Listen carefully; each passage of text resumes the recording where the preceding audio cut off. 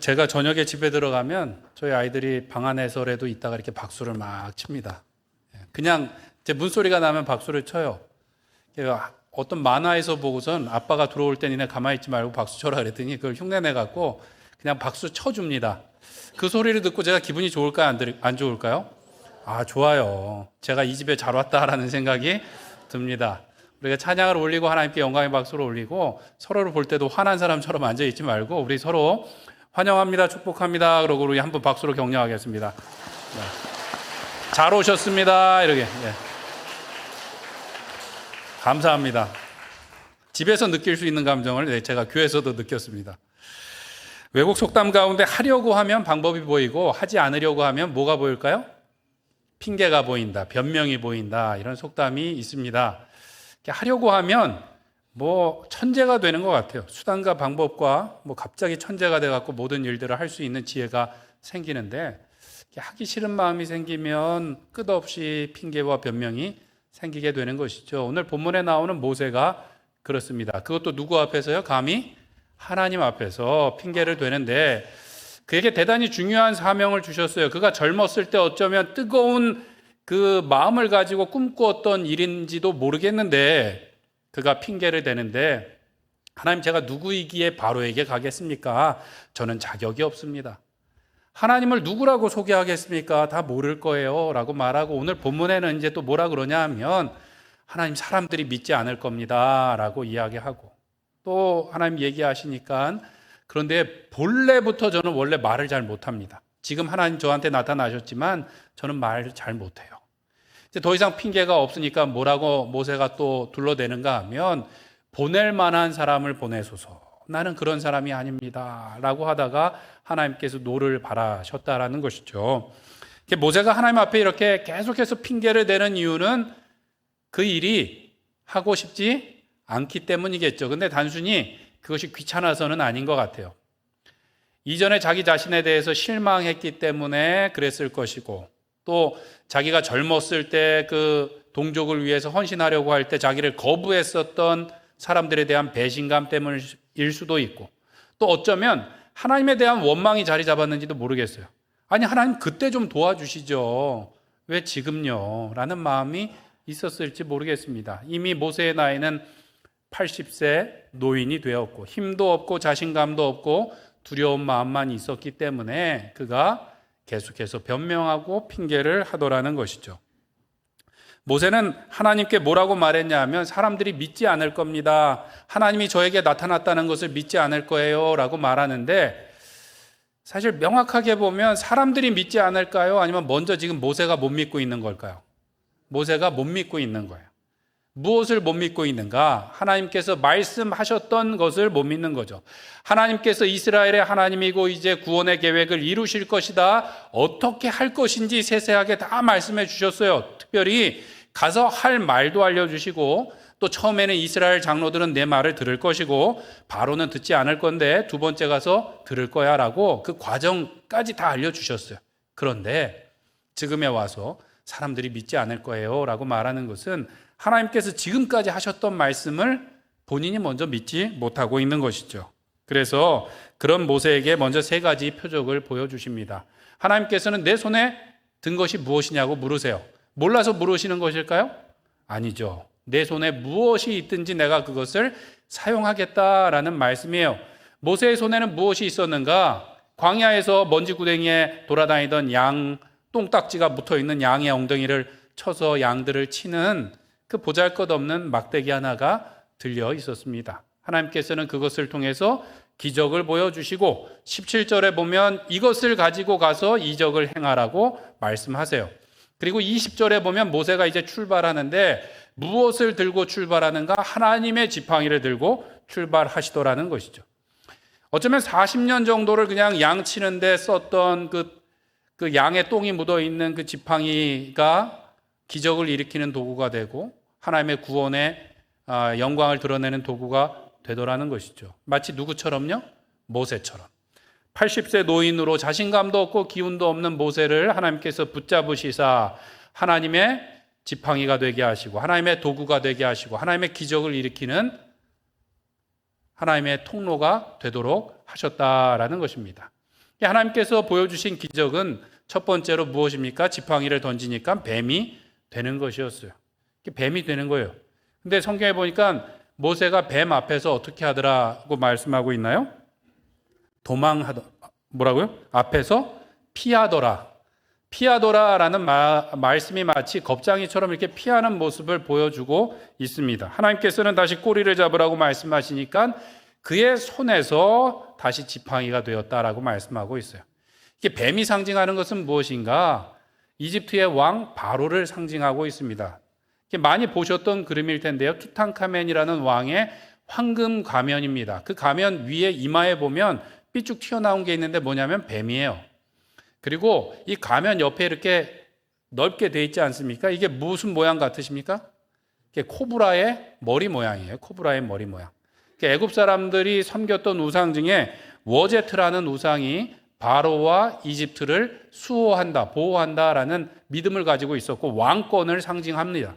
그래서 애굽 왕의 파라오의 왕관에도 이 뱀의 상징이 있었다라는 것이죠. 그런데 하나님께서 지팡이가 뱀이 되게 하시고 뱀의 꼬리를 잡아서 제어하도록 하셨어요. 예전에는 그 바로 앞에서 도망하여 광야로 왔어요. 지금 뱀 앞에서 도망하던 모세와 같이 모세는 도망자였는데 이제는 그 뱀의 꼬리를 잡고 제어하도록 하시겠다. 바로를 두려워하지 말라라고 말씀하고 계신 것이고, 이 뱀은 또한 에덴 동산에 있었던 뱀 사탄을 상징하는 것이죠. 사단이 이스라엘 백성들과 많은 사람들을 죄와 사망으로 끌어들이지만 이제 내가 어떻게 해요? 제어하고 통제하고 하나님의 구원을 이루시겠다라고 말씀하세요. 원래 창세기에 보면 여자의 후손이 와서 뱀의 어디를 상하게 한다고 말씀하나요?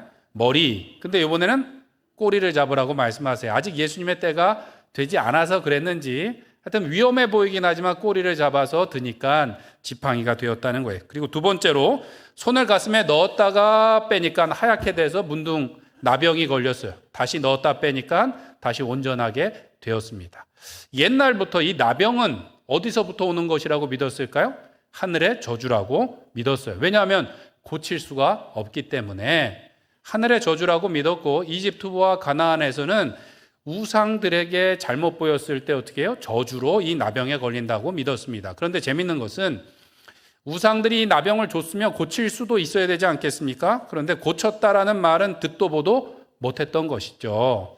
그들의 믿음 가운데 그것이 없었어요. 그런데 누가 고치셨습니까? 하나님께서 즉시로 한 번에 깨끗하게 고치시더라는 것입니다. 그것은 400년 종살이했던 이스라엘 민족의 몸도 마음도 믿음도 망가졌지만 내가 고치겠다. 어떻게 해요? 한순간에 고칠 수 있어. 단번에 고칠 수 있어. 라고 마치 동영상이 아니라 실제로 그것을 모형으로 보여주시는 것이죠. 그리고 세 번째로 나일 강물을 조금 떠다가 땅에 부으면 그것이 피가 될 거야. 혹시 앞에 두 가지 이적을 믿지 않으면 이렇게 하면 돼 라고 이것은 말씀으로만 해주셨는데, 나일강은 애굽 사람들에게 무엇과 같은가 하면 이 생명이에요. 생명. 이집트에는 비가 많이 올까요? 안 올까요? 거의 안 오는 사막입니다. 사막. 그런데 이집트가 그렇게 부유할 수 있었고 이 피라밋과 여러 가지 고대 문명에 지금의 과학으로도 밝히지 못할 만큼 그렇게 뛰어난 문명이 생길 수 있었던 이유가 무엇인가? 나일강 덕분이었어요. 킬리만자로에서 눈이 녹은 물이 내려와서 저 끝까지 이 애굽까지 와서 시간에 맞게 그것이 범람해갖고 땅을 비옥하게 하니까 그것을 가두었다가 농사를 짓고 했습니다. 애굽 사람들은 하늘을 바라보며 하나님의 은혜를 바란 것이 아니라 뭐만 바라보면 돼요? 나일강을 잘 보다가 측정했다가 그것을 잘 관리해서 농사를 지으면 되는 거예요. 그래서 과학이 발달해갖고 피라밋도 짓고 그들이 많은 문명을 일으켰다라는 것이죠. 어쨌든 이 나일강은 애굽 사람들에게 생명과 같은데 그것이 피가 된다라는 것은 죽음을 의미하는 것이죠. 이것은 첫 번째 재앙에 이루어지는데 사실은 10번째 장자의 죽음을 상징하고 있는 거예요. 원래는 다 죽을 수 있는데 하나님께서 본보기로 장자의 생명을 데려가시는 그 죽음을 의미하고 하나님께서 생명의 주인이신 것을 지금 가르쳐 주시는 것입니다. 이렇게 기적들을 경험했으면 모세가 이제는 어떻게 해요? 네, 알겠습니다. 이제 제가 가겠습니다라고 말하면 좋은데 모세가 그렇게 하지 않았어요. 뭐라 그러냐면 저는 본래 말을 잘 못합니다. 예전에도 그렇고 지금도 그렇고 입이 뻣뻣하고 혀가 둔합니다. 혀가 무겁습니다 라고 이야기를 하죠. 하나님께서는 누가 사람의 입을 지었느냐, 누가 말 잘하게 하고 누가 벙어리가 되게 하느냐, 내가 아니냐 라고 말씀하시고, 내가 내 입에 함께 있어 할 말을 가르치겠다라고 말씀하세요. 이전에 두려워하면서 못 간다 그럴 때는 내가 너와 함께 하겠다라고 말씀하는데, 말 못한다고 또 핑계를 대니까 하나님이 뭐라 그러세요? 입에도 내가 함께 있어 줄게, 모든 말을 내가 가르쳐 줄게 라고 친절하게 말씀하시더라는 것이죠. 그러면 그쯤 되면 알겠습니다 이러고 못 이기는 척 가야 되는데, 또 그러지 않고 보낼 만한 자를 보내소서라고 이야기했다가 하나님께서 노를 바라셨다고는 하지만 그 모세의 형이었던 아론을 붙여서 동역자를 삼고 또 그로 이제 그 사명을 감당하도록 하셨습니다. 보통 사람 같았으면 이렇게 참을 수 있을까요? 한 3-4번 정도 이렇게 하다가 안 되면 이 사람은 가망이 없다 포기할 만한데, 하나님이 포기를 모르시는 거예요. 모세도 참 끈질기지만 누가 더 끈질기세요? 하나님이 더 끈질기시더라는 것이죠. 이것은 하나님이 우리를 포기하실까요? 안 하실까요? 안 하신다는 말씀이고, 칼빈이 말했던 불가항력적인 은혜, 우리가 다 감당할 수 없는, 말할 수 없는 은혜로 우리를 붙잡아서 인도하시더라는 것이죠. 그에 비해서 우리도 고집이 만만치가 않은 거예요. 모세처럼 우리도 하나님 앞에 그럴 때가 있어요. 끝까지 그냥 고집을 피우고 불순종할 때가 있어요. 못 들은 척, 안 들은 척, 못 본 척, 못하는 척, 하기 싫은 척 하면서 도망치면서 하여튼 고생을 하고 나서야 천부여 의지 없어서 손 들고 옵니다. 이렇게 항복하고 올 때가 있더라는 것이죠. 제가 신방을 하다 보면 그런 고백을 하시는 분들이 있어요. 뭐라 그러냐면, 목사님, 사실은 제가 젊었을 때 이렇게 서원했었는데요. 사실은 그때 이렇게 이 일을 시작하면서 약속했었는데요. 했어요? 못했어요? 못했습니다. 그래서 어쩌면 이렇게 된 것 같아요 라고 실망하고 낙심해서 말씀하시는 분들이 간혹 있습니다. 벌 받은 것 같다라고 이렇게 말씀하셔서, 하나님 절대 그런 분이 아닙니다. 우리는 원래 다 그냥 부족하고 못난 사람들이에요. 그러나 우리와 같이 부족한 재료, 좋지 않은 재료를 가지고도 최고의 작품을 만드시는 분이 하나님이십니다. 다만 우리의 불순종으로 우리가 좀 돌아올 수는 있었죠. 그러나 지금이라도 하나님께서 새 일을 행하시니까 걱정하지 마세요라고 말씀을 드립니다. 근데 사실 오늘 본문에 나오는 이 모세의 대사 있지 않습니까? 대사, 모세가 했던 말들 어디서 많이 들어본 것 같지 않으세요? 저는 많이 들어봤어요. 언제 들어보는가? 연말이 되면 우리 성도님들하고 통화하다 보면 정확하게 일치하는 말을 듣습니다. 연말이 다가오면 제 전화를 잘 안 받으세요. 전화해서 집사님, 권사님 구역장을 좀 맡아주세요. 또는 그 교육부 부장을 맡아주세요. 어떤 봉사부서를 맡아주세요. 그러면 하시는 말씀이 뭐예요? 제가 누구간데 저는 자격이 없습니다. 저는 그럴 만한 사람이 아닙니다 라고 말씀하시고, 두 번째로는 저는 말을 잘 못합니다. 사람들 앞에 서는 거는 너무 두려워서 못해요 라고 말을 하시고, 그래도 하셔요. 말 안 하셔도 됩니다. 그러면 그 다음에 뭐라 그러시냐면, 목사님, 보낼 만한 사람을 보내세요. 저는 그럴 만한 사람이 아니에요. 교회 좋은 사람이 얼마나 많은데요. 목사님 얘기하시면 다 순종할 거예요. 근데 본인은 제 말을 안 들으시려고 그러세요. 그리고 분명히 저한테는 말을 못 하신다 그랬는데, 얼마나 말씀을 잘 하시는지 제가 알겠습니다. 네, 알겠습니다. 그러고 끊어야 돼요. 저도 말을 좀 잘한다고 생각하는데 제가 못 이기는 분들이 너무 많으세요. 그렇게 끈질기게 하나님 앞에 우리가, 하나님은 아니지만 사실은 이제 교회의 필요나 여러 가지 일들에 대해서 우리가 미루고 또는 피하고 할 때가 있어요. 그런데도 불구하고 하나님께서 끈질기게 우리를 주님 앞으로 불러주시고 봉사의 자리, 헌신의 자리로 세우시려는 이유는 무엇 때문일까요? 뭐가 아쉬워서 그러실까요? 그렇지 않습니다. 하나님께서는 아쉬운 게 없어요. 스스로 계신 하나님이에요. 뭐 때문에 우리를 부르시는가? 우리에게 복 주시고자 부르시는 것이죠. 모세에게 복 주시고자 부르시고, 우리와 같이 부족하지만 우리를 불러서 끝끝내 복 주시사 하나님의 백성 삼으시고 또 복을 전하는데 쓰시고자 우리를 끝까지 부르시고 부르시는 줄 믿습니다. 때문에 순종하는 것이 복이에요. 순종하는 것이 복이에요. 다 이해가 되지 않아도, 내가 자신이 없어도, 두려워도 순종하는 것이 참으로 말할 수 없는 복인 줄 믿습니다.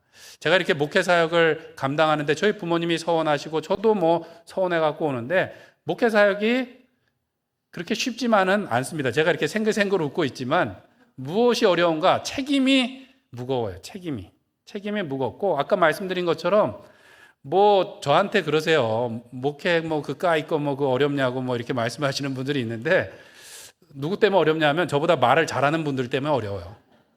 말씀을 얼마나 잘하시는지 저를 다 가르쳐 주시고 뭐 해갖고 어려운데, 사실 이것이 제 소명이고 사명이고 뭐 천국 가서 상급이 더 크리라고 생각하지는 않습니다. 그러나 이 땅에서 하나님께서 복 주시고자 저를 부르신 줄 믿기 때문에 제가 기쁨으로 일을 감당합니다. 무엇이 복인가? 설교하려고 하니까 성경을 남들보다 더 많이 봐야 되니까 복이고, 궁금했던 것을 더 많이 찾으니까 복이고, 또 예배를 인도하기 위해서 저는 늘 깨어 있어야 되기 때문에 예배 자리에 있으니까 복이고, 특별히 제가 깨달은 것은 마태복음 26장의 양과 염소의 비유처럼 하나님께서 저에게 부지 중에라도 복을 주시고자 아프고 어렵고 슬프고 힘든 분들을 찾아다니도록 저에게 하셨기 때문에 그것이 저에게 복이라고 믿습니다. 그것은 저에게뿐만 아니라 구역장으로, 지역장으로, 교육부 교사로, 부장으로, 또 각종 봉사의 부서에서 섬기시는 분들도 마찬가지예요. 그런 직분이 없었으면 다른 우리의 이웃들을 그렇게 많이 돌보았겠습니까? 성경 보았겠습니까? 교사로 섬기려고 하니까 또 한 번 또 공과책을 보게 되고, 구역장으로 섬기려고 하다 보니까 말씀 한 구절 더 읽는 것이, 예배 자리에 나오는 것이 우리에게 복이 되는 줄로 믿습니다. 우리는 어쩌면 가진 것도 없고 용기도 없고 또 이제는 힘도 없는 보잘것없는 막대기와 같지만, 하나님께서 우리를 붙들어 주시면 구원의 도구로, 기적의 도구로, 하나님 나라의 도구로 사용하시는 줄 믿습니다. 우리는 하나님께서 부르실 때 아멘 하고 순종하며 나가면 되는데, 하나님께서 우리를 어떻게 붙들어 주시는가? 첫 번째로 하나님은 우리를 말씀으로 붙들어 주십니다. 하나님께서 믿지 못하는 모세에게 세 가지 표적을 보여주셨어요. 뱀이 되게 하고, 손이 나병이 걸리게 하고, 그 다음에 피가 될 것이다 라는 기적을 보여주셨습니다. 어떻게 그 정도 기적 보시면 하나님을 확실히 이렇게 믿고 따라가실 자신 있으세요? 왜 우리가 그러지 않습니까? 하나님 어떻게 해야 될지 잘 모르겠어요. 하나님의 음성을 좀 들려주세요. 하나님 뭔가 확실히 보여주시면 제가 결정하고 따라가겠습니다. 근데 요 정도 기적 보여주시면 어떻게 내일이라도 짐 싸서 아프리카로 가서 복음 전하는 사역을 감당하실 자신이 있으십니까? 그건 좀 다른 문제시죠. 모세가 경험했던 것도 놀라운 일이긴 한데 어쩌면 우리 마음속에 있는 것하고 비슷했던 것 같아요. 왜냐하면 그 다음에도 핑계를 대나요, 안 대나요? 대잖아요. 놀라운 일이긴 한데 뭔가 그거 했다고 모세가 횟가닥 뒤집어지지 않았고, 우리도 보니까 그럴 것 같지 않아요. 근데 하나님이 하시는 것은 무엇인가? 모세가 한 거는 별일이 없어요. 그냥 지팡이 던졌다가 잡은 거, 손을 여기다 넣었다가 뺀 거. 얼마나 간단합니까? 근데 뭐예요 이게? 하나님의 말씀에 순종함으로 하나님께서 말씀하신 것이 이룰 것을 그가 보게 되었고 믿게 되었다라는 것이죠. 하나님께서 이 지팡이의 기적 다음에 이스라엘 백성들이 이것을 보고 믿게 될 거야 라고 말씀하시더라는 것이죠. 이 표적을 통하여 무엇을 믿게 된다고요? 말씀을 믿게 된다는 거예요. 8절에 보면 그들이 너를 믿지 아니하며 그 처음 표적의 표징을 받지 아니하여도 나중 표적의 표징을 믿으리라. 이 재미있는 표현이 나와요. 표적의 표징을 받지 아니하지만 나중 표적의 표징은 믿게 될 것이다. 이게 표적은 뭐고 표징은 뭐예요? 표적은 기적이고, 표징이라는 단어 거기 성경에 보시면 조그맣게 숫자가 적혀 있고 밑에 글씨가 적혀 있는데 보면 소리, 말 뭐 이렇게 되어 있으실 거예요. 히브리어로는 콜이라는 동사인데 이게 그 성경의 간주에 나와 있는 것처럼 소리, 말, 말씀이라는 거예요. 그러니까 그렇게 해석하면 어떻게 됩니까? 하나님의 기적의 말씀을 처음에는 믿지 않겠지만 두 번째 기적의 말씀은 믿게 될 것이다 라고 말씀하고 있어요. 에덴 동산에서 죄를 지은 이후에 하나님께서 아담아 하와야 부르실 때 그 동산에서 여호와의 소리가 들리니 할 때 이 똑같은 단어가 쓰입니다. 표적을 통한 하나님의 말씀을 믿게 되는 것이 이 표적이라는 거예요. 중요한 것은 무엇입니까? 하나님의 말씀이 중요한 거예요. 이게 뱀이 되고 지팡이가 되고 하는 것이 중요한 것이 아니라 말씀이 반드시 이루신다는 것이 중요한 것이죠. 신약 성경에도 보면 예수님께서 이스라엘 중에 이만한 믿음을 보지 못하였노라고 깜짝 놀라며 칭찬하셨던 사람이 있습니다. 누구입니까? 백부장이에요. 마태복음 8장에 나오는 백부장이 자기의 하인이 중풍병에 걸려서 예수님을 찾아왔습니다. 예수님, 제 하인이 중풍병에 걸렸습니다. 좀 고쳐주세요. 그리고 가자. 그리고 이렇게 가려고 하니까 예수님, 오실 필요 없습니다. 제가 우리 집에 오시는 것을 제가 감당할 수 없습니다. 그냥 말씀으로만 하옵소서. 그러면 내 종의 병이 낫겠습니다.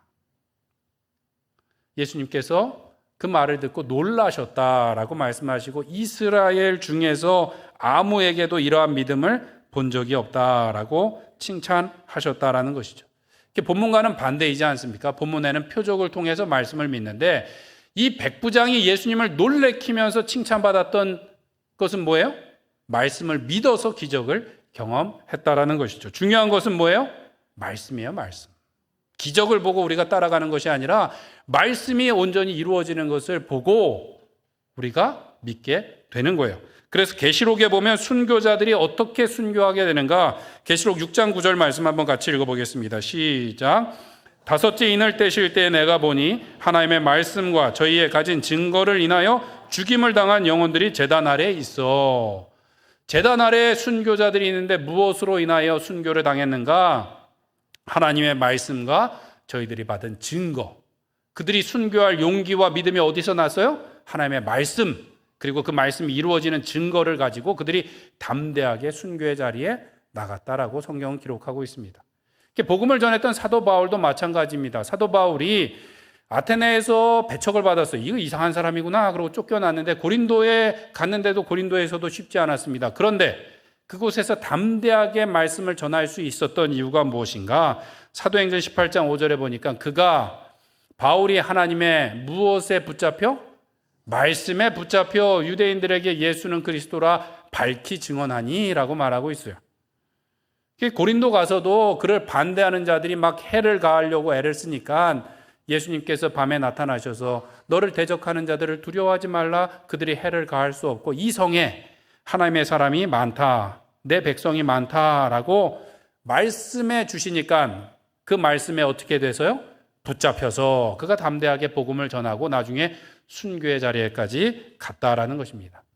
이 붙들린다라는 것은 강제하는 것이 아니에요. 성경에 보면 두 가지 표현이 나오는데 누가복음 8장 29절에 보면 마귀, 사단에게 붙잡힌다, 귀신에게 붙잡힌다라는 표현이 나오는데 그것은 헬라어로 시나르파조라는 단어가 쓰여서 인격과 마음과 생각이 꼼짝 못하도록 그냥 강제하는 것을 의미합니다.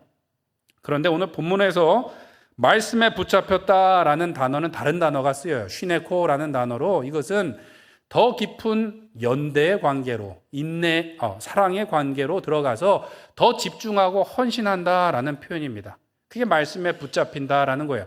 마치 성경의 저자들이 성령의 감동을 받아서 그들의 지식과 생각과 경험이 녹아져서 성경을 하나님의 뜻대로 기록한 것처럼 그렇게 붙잡힌다라는 것이죠. 하나님께서 우리를 말씀으로 붙잡으사 우리를 인도해 주신다라고 말씀하고 있어요. 어떻게 우리는 말씀에 붙잡힐 수 있을까요? 날마다 오늘 모세가 경험한 것과 같은 것을 우리가 경험해야 되는 것이죠. 저는 그것이 우리 구역 예배 가운데 이루어진다고 믿고 제가 확실히 경험했습니다. 이 구역 예배 드릴 때 저희가 4W, 4W라 그러는데 뭡니까? Welcome, Worship, Word, Work. 뭐냐 하면 서로 환영하고 찬양하고 말씀 보고 서로 기도하고 격려하고 하는 이 일이 이루어지는데 제일 중요한 게 뭐냐면 워드, 말씀이에요. 말씀 중에도 두 가지 질문이 있어요. 그날 그 본문 읽고서는 그냥 구역장님이 설교하시는 것이 아니라 말씀의 첫 번째가 질문이 무엇인가 하면 한 주 동안 말씀의 은혜를 받으셨거나 그 말씀대로 순종하여 하나님을 경험하신 일을 나누어 봅시다가 사실은 제일 중요한 거예요. 일주일 동안 내가 큐티하거나 새벽 기도하면서 들었던 말씀 또 구역장님이 보내줬던 그 말씀 한 구절을 붙잡고 이대로 순종해야지 그러고 내가 순종하면서 하나님의 말씀이 진리이고 생명이고 능력인 것을 경험했던 것이 뭐예요? 말씀에 붙들리는 거예요. 아까 말씀드린 것처럼 여기서 제가 마이크가 뱀이 되게 하면은 저 믿으시겠어요? 제가 여기서 이렇게 놓다가 이게 막 뭐 손이 지저분하게 됐다가 다시 깨끗하게 되면 저를 믿고 따라오시겠어요? 그럴 것 같지 않아요. 그런데 날마다 우리가 말씀을 믿고 그 말씀이 나의 삶에서 이루어지는 것을 경험할 때 우리가 말씀에 붙들려서 하나님의 뜻대로 순종하며 주님의 귀한 도구로 쓰임받게 될 줄로 믿습니다. 때로 어떤 분들은 신앙의 연수와 경력과 직분을 이야기하면서 그 자기의 경험을 이야기하는 분들이 있어요. 예전에 이것도 안 됐고 저것도 안 됐고 이렇게 해봐도 안 됐고 그냥 안 됐고 얘기하시고 이 사람도 나빴고 저 사람도 나빴고 그 사람도 나빴고 저도 나쁘다 그러는 것 같은데 본인은 아닌 것처럼 얘기하셔요. 이게 믿음입니까? 불신앙입니까? 아니요. 우리는 다 잘못됐어요. 우리는 다 죄인이에요. 그러나 하나님의 말씀은 진리이고 우리를 새롭게 하시고 구원으로 인도하시는 줄 믿습니다. 날마다 그 말씀이 이루어지는 것을 경험해야 돼요. 우리가 매일 한다는 것이 쉽지 않습니다. 그래서 구역자님들이 우리 성도님들한테 카톡을 보내주시나요? 안 보내주시나요? 안 보내주시는 분도 간혹 계실 수 있지만 구역장님들이 카톡으로 그날 생명의 삶에 나온 말씀을 한 절, 두 절 또는 전체 본문을 보내주시지 않습니까? 그러면 그것을 그냥 읽고 아멘으로 하거나 아멘 하나 달기만 해도 그 말씀이 우리의 마음을 만지시고 고치시고 새롭게 하사 새로운 역사를 이루어 가시는 줄 믿습니다. 히브리서 4장에 보면 하나님의 말씀은 살아있고 활력이 있어 좌우의 날선 어떠한 검보다 예리하여 우리의 혼과 영과 및 관절과 골수를 찔러 쪼개기까지 하며 우리의 마음과 생각과 뜻을 판단하신다. 고치신다. 새롭게 하신다. 라고 말씀하고 있습니다. 바라기는 날마다 하나님의 말씀 한 구절 붙들고 그 말씀이 내 삶에 이루어지기를 기도하고 또한 순종함을 통하여서 모세와 같은 기적을 날마다 경험하시며 하나님의 구원을 이루어 가시는 축복의 통로로 가정에서, 직장에서, 교회에서 쓰임 받으시는 우리 성도님들 되시길 축원드립니다. 두 번째로 하나님께서 우리를 어떻게 사용하시는가, 붙들어 주시는가, 말씀을 부어 주십니다. 모세가 하나님께 가장 마지막으로 핑계했던 것은 말을 잘 못한다는 거예요. 진짜 말을 잘 못하나요? 아까 말씀드린 것처럼 성경에 이렇게 하나님하고 논쟁을 많이 했던 사람이 없어요. 아브라함이 소돔과 고모라를 위해서 그렇게 기도했지만 모세처럼 이렇게 말했던 사람이 없어요. 3장과 4장에 그렇게 길게 기록되어 있지 않습니까? 그리고 나중에 이스라엘 백성들이 금송아지 사건으로 하나님께서 진노하셔서 내가 다 쓸어버릴 거야 라고 말씀하실 때 누가 중보하여 그 뜻을 돌이키게 하나요? 모세가 그렇게 했습니다. 모세가. 물론 하나님께서 사랑을 베푸시지만 모세를 그렇게 하도록 사랑하셨어요. 말 못하는 사람인가요? 말 잘하는 사람이에요. 사도행전 7장에 보면 스데반 집사님이 모세가 애굽 사람의 모든 지혜를 배워 그의 무엇과 무엇에 능하더라? 말과 하는 일이 다 능했다라고 말씀하고 있던 것이죠. 어찌되었든 말을 못한다는 모세에게 하나님께서는 내가 입을 지었지 않냐? 내가 네 입하고 함께 할게. 그리고 내가 가르쳐 줄게. 그래도 안 된다 그러니까 내가 형 아론을 보내줄게 라고 해서 하여튼 어떻게든 만들어서 떠밀려서 보내시는데 12절 말씀에 보면 재미있는 표현이 나옵니다. 이제 가라. 이제 그만 가. 이제 그만 떠들고 가. 내가 내 입과 함께 있어서 할 말을 가르쳐 줄게 라고 말씀하세요. 근데 여기에 보면 이전에는 내가 너와 함께 할게 그런데 내 입하고 함께 하신다는데 이것도 재밌지만 뒤에 보면 가르치다라는 단어가 보통 성경에 잘 쓰는 표현이 아니에요. 출애굽기 15장 4절에 그 출애굽기에서 가장 가까이 쓰이는데 거기에 보면 그 홍해바다를 건너고 나서 미리암이 찬양하는 그 찬양 가사 가운데 나오는데 뭐라 그러냐면 그가 바로의 병거와 군대를 바다에 던지시니라는 표현에 나와요. 이 가르치다랑 던지다라는 표현이 같은 거예요.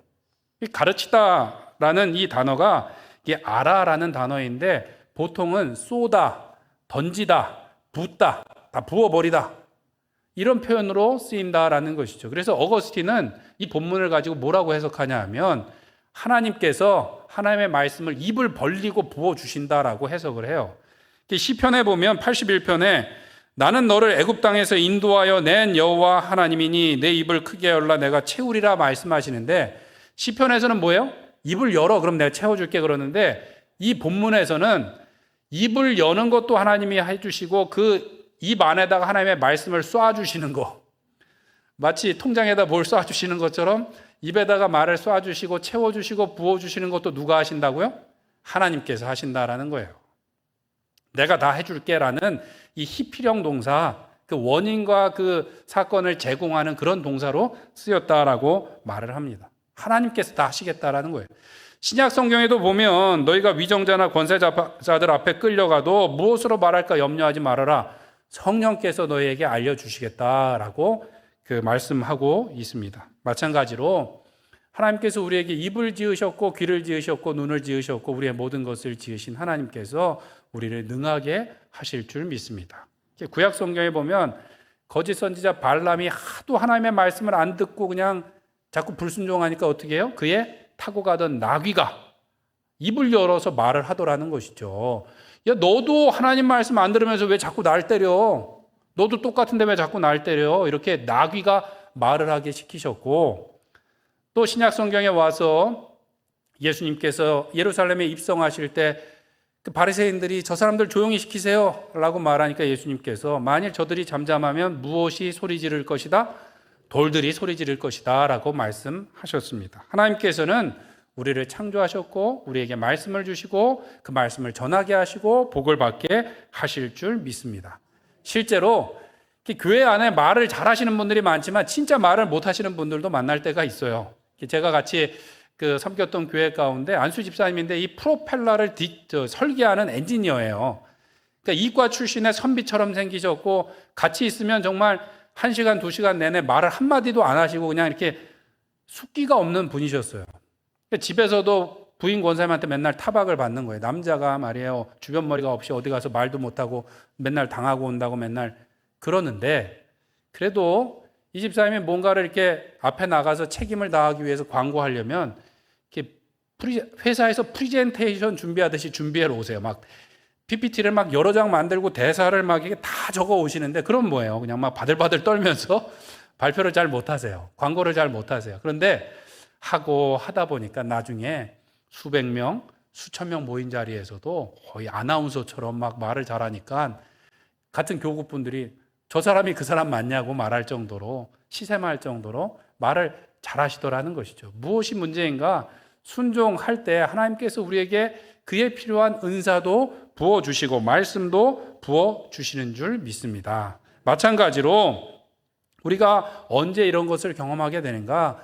구역 예배를 드릴 때 그래요. 이게 내게 주신 말씀이 무엇인가 나눌 때 사실 구역장님들도 지역장님들도 저도 마음이 항상 좋고 뭐 항상 이렇게 밝지는 못합니다. 어느 날에는 이 말씀이 마음에 와닿는데 요즘에 제 몸이 별로 좋지 않아서 이 마음이 와닿은 것 같습니다. 그래서 이렇게 하려고 하고 있고 기도합니다라고 그냥 힘없이 나누는데 말씀을 나누다 보면 구역 식구들 중에 한 분이 집사님 저는 그렇게 생각도 못했고 그럴 용기도 못 냈는데 그렇게 말씀하시는 그 말씀에 은혜를 받았습니다 라고 말씀하시는 경우가 있어요.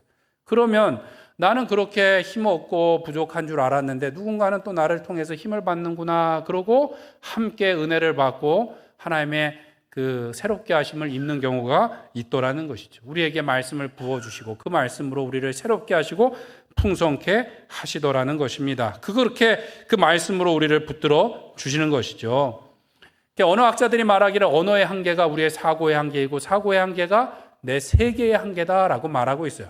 하나님께서 우리에게 입을 열어서 말씀을 주신다는 것은 무엇인가 하면 우리의 세계는 죄되고 한계가 있는 이렇게 조그만 세계인데 하나님의 말씀을 언어를 부어주심으로 나의 생각이 깨지고 내 세계가 깨지고 내 능력이 깨지고 더 큰 하나님의 나라를 경험하게 해주시겠다라는 것입니다. 말씀드린 것처럼 아멘으로 순종하고 나가면 하나님께서 말씀을 주시고 그 말씀이 이루시는 것을 경험해서 점점 더 큰 세계를 경험하는데 그렇지 못한 경우가 있어요.